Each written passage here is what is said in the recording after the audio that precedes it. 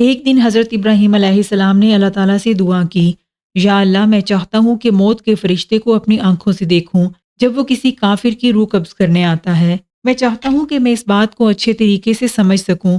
میں اپنی آنکھوں سے ان مناظر کو دیکھنا چاہتا ہوں۔ اللہ تعالیٰ نے فرمایا، اے ابراہیم، کیا تم یہ منظر اپنی برداشت کے مطابق دیکھ سکو گے؟ حضرت ابراہیم علیہ السلام نے عرض کیا، یا اللہ میں صبر کروں گا۔ اللہ تعالیٰ نے حکم دیا، اے ملک الموت، میرے خلیل کو اپنی وہ اصل صورت دکھاؤ جب تو کسی کافر کی روح قبض کرنے جاتا ہے۔ چنانچہ ملک الموت اللہ تعالیٰ کا حکم پا کر فوراً سے حضرت ابراہیم علیہ السلام کے سامنے ظاہر ہوئے۔ ناظرین، حضرت ابراہیم علیہ السلام نے کیا دیکھا؟ ان کے سامنے ایک دل دہلا دینے والا منظر تھا۔ ملک الموت کا چہرہ آگ کی طرح دہک رہا تھا، آنکھوں سے شعلے نکل رہے تھے، جسم سے دھواں اور بدبو اٹھ رہی تھی، پورا جسم ایسا ہیبت ناک دکھائی دے رہا تھا کہ دیکھنے والے کی روح کانپ اٹھے۔ حضرت ابراہیم علیہ السلام نے جیسے ہی یہ منظر دیکھا تو فوراً سے بے ہوش ہو گئے۔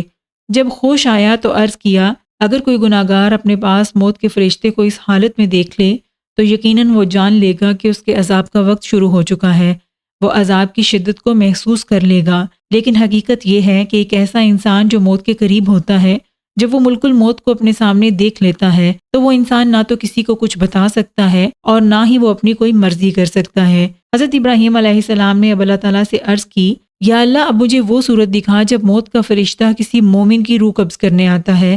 اللہ تعالیٰ نے حکم دیا، اے ملک الموت، اب میرے خلیل کو اپنی وہ اصل صورت دکھاؤ جب تو کسی نیک اور فرمانبردار بندے کی روح قبض کرتا ہے۔ اللہ تعالیٰ کا حکم ہوتے ہی ملک الموت فوراً ایک حسین شکل میں ظاہر ہوئے۔ ملک الموت کا چہرہ نور کی روشنی سے منور تھا، لباس نہایت سفید اور خوشبودار تھا، چہرے پر مسکراہٹ اور نہایت اطمینان تھا، اور بدن سے مشک اور عنبر کی خوشبو پھیل رہی تھی۔ جب یہ منظر حضرت ابراہیم علیہ السلام نے دیکھا تو مسکرائے اور کہا، یا اللہ، اگر مومن کو موت کے وقت اسی طرح کا فرشتہ نظر آتا ہے تو یقیناً موت اس کے لیے راحت اور سکون کا ذریعہ بن جاتی ہے۔ ناظرین، ذرا سوچئے، اگر آپ ایک ریل گاڑی میں سفر کر رہے ہوں، لوگ ہنس رہے ہوں، باتیں کر رہے ہوں، کوئی کھانے پینے میں مصروف ہو تو کوئی کہکے لگانے میں، آپ سمجھتے ہوں کہ یہ سفر لمبا ہے اور آپ کا اسٹیشن ابھی کافی دور ہے، لیکن اچانک ہی ایک اسٹیشن آتا ہے اور وہاں صرف ایک ہی نام پکارا جاتا ہے اور وہ آپ کا نام ہے، یعنی کہ اب آپ کو یہاں پر اترنا ہے، چاہے آپ اس کے لیے تیار ہوں یا نہ ہوں، آپ کو یقین آئے یا نہ آئے، لیکن اس ریل گاڑی سے اب آپ کو اتر ہی جانا ہے۔ آپ کو وہاں اتار کر ریل گاڑی دوبارہ چلنا شروع کر دیتی ہے، باقی تمام مسافر آگے بڑھ جاتے ہیں، لیکن آپ کا سفر ختم ہو جاتا ہے۔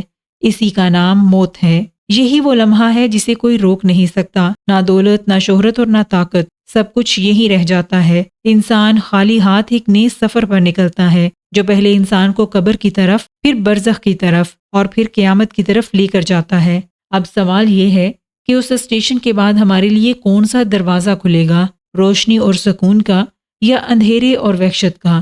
یہی سوال صدیوں سے انسان کو بے چین کرتا رہا ہے۔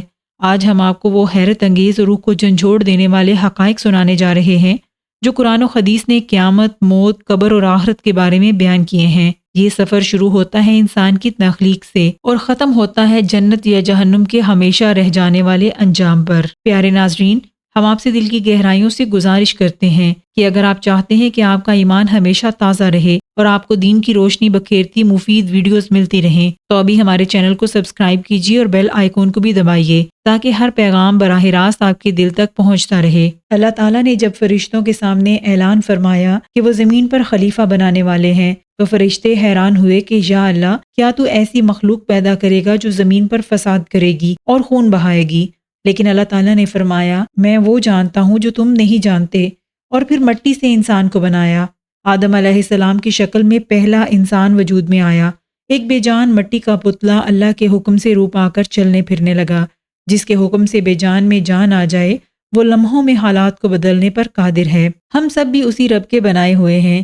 اب سوال یہ ہے کہ یہ زندگی کتنی ہے؟ قرآن کہتا ہے کہ دنیا کی زندگی ایک کھیل اور وقتی سامان ہے۔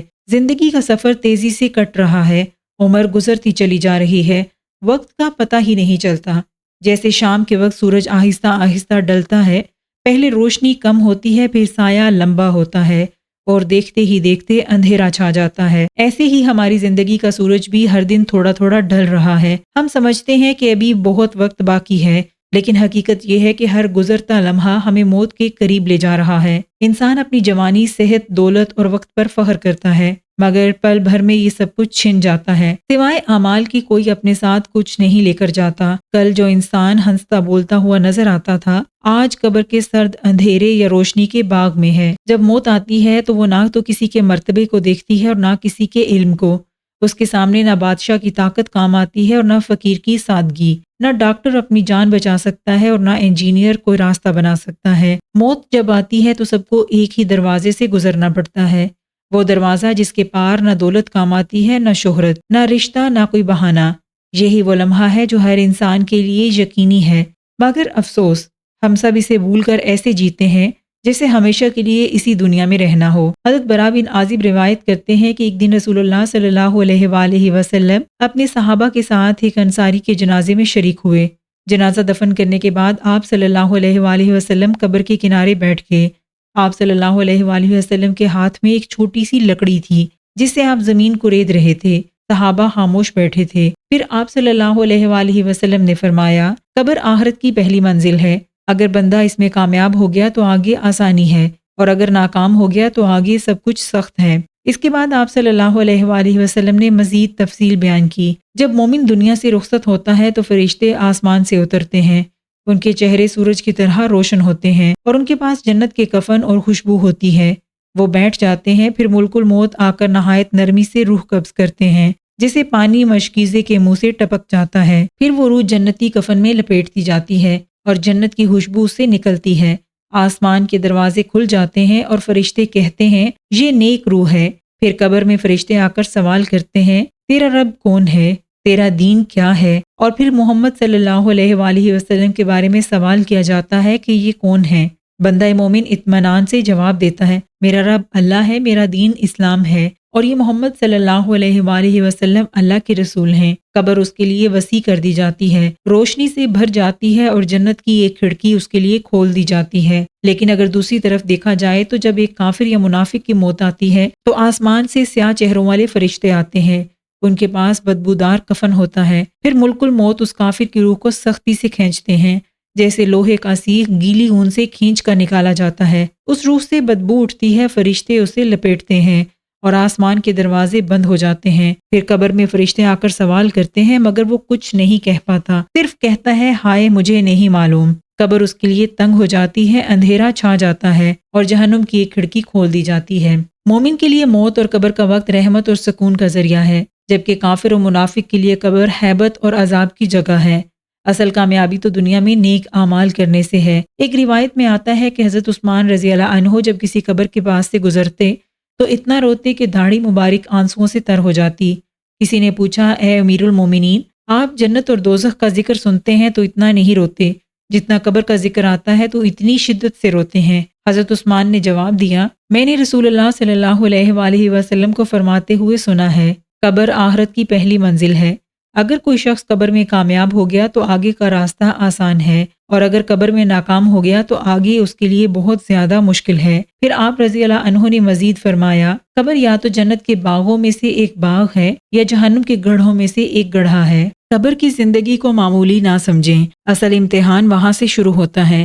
دنیا میں نیکیاں جمع کرنے والا قبر کو روشنی اور سکون کا مقام پائے گا۔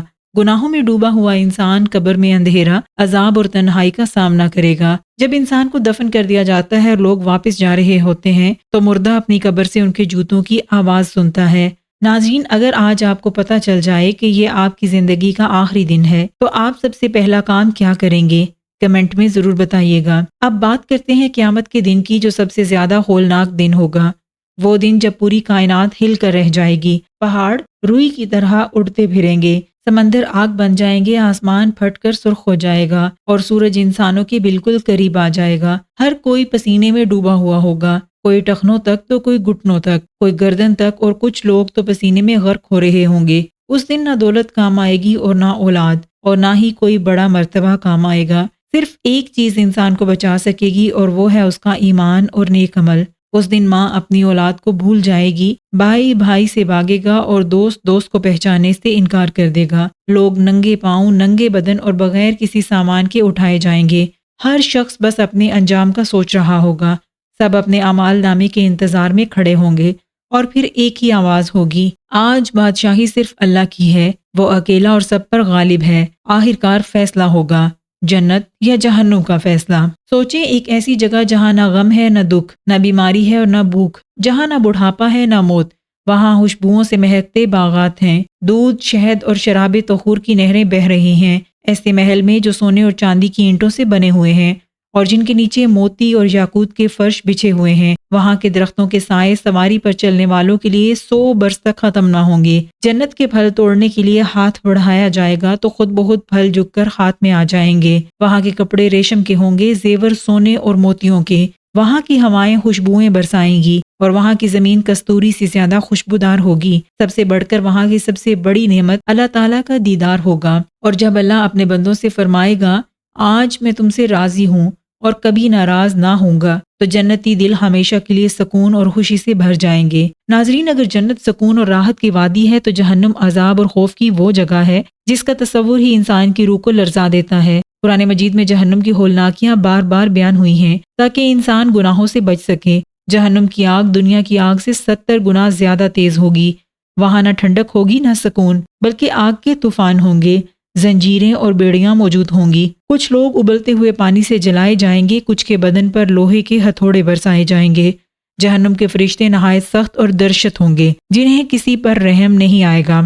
جہنم کے ایک سانس سے پہاڑ پگھل سکتے ہیں۔ اس کی آگ اتنی گہری ہے کہ اگر پتھر پھینکا جائے تو وہ 70 سال تک گرتا رہے مگر نیچے نہ پہنچے۔ سب سے بڑا عذاب یہ ہوگا کہ جہنمی اللہ تعالیٰ کے دیدار سے محروم رہیں گے۔ وہاں نہ امید ہوگی نہ روشنی، بلکہ اندھیرا، آگ اور حسرتوں کے سوا کچھ نہیں ہوگا۔ آخر میں ہم اپنے ناظرین کے لیے ایک سوچنے کا نقطہ رکھیں گے۔ ایک طرف وہ جنت ہے جہاں ہمیشہ کی خوشیاں ہیں، نہ کوئی غم ہے نہ کوئی دکھ، نہ کوئی بیماری ہے اور نہ کوئی بھوک، نہ موت نہ جدائی۔ وہاں شہد، دودھ اور شراب طہور کی نہریں بہتی ہیں، محل سونے اور چاندی کے ہوں گے اور سب سے بڑی نعمت اللہ تعالیٰ کی دیدار کی ہوگی۔ اور دوسری طرف جہنم ہے جہاں آگ کے سمندر ہیں، ابلتا ہوا پانی ہے، زنجیریں اور بیڑیاں موجود ہیں، چیخو پکار ہے لیکن کوئی سننے والا نہیں۔ وہاں نہ امید ہے نہ روشنی، اندھیرا، حسرتیں اور ہمیشہ کے لیے عذاب۔ اب فیصلہ ہمارے ہاتھ میں ہے کہ ہم کس راستے کا انتخاب کرتے ہیں۔ آج ہی وہ قدم اٹھائیں جو ہمیں جنت کے قریب اور جہنم سے دور لے جائے، کیونکہ کل شاید موقع نہ ملے۔ یاد رکھیں، موت دور نہیں بلکہ ہر سانس کے بعد قریب ہے۔ ہمیں اپنے ہر عمل کو سوچ سمجھ کر کرنا چاہیے۔ آج ہم لوگوں کی قبروں کے پاس سے گزر جاتے ہیں تو کل لوگ ہماری قبر کے پاس سے گزریں گے، لہٰذا ابھی وقت ہے، توبہ کر لیجئے، نیکی اختیار کیجئے، کیونکہ اگلی سانس کا کوئی یقین نہیں۔ ناظرین، اگر آپ کو پتہ چل جائے کہ آج آپ کی زندگی کا آخری دن ہے تو آپ سب سے پہلا کام کیا کریں گے؟ کمنٹ میں ضرور بتائیے گا۔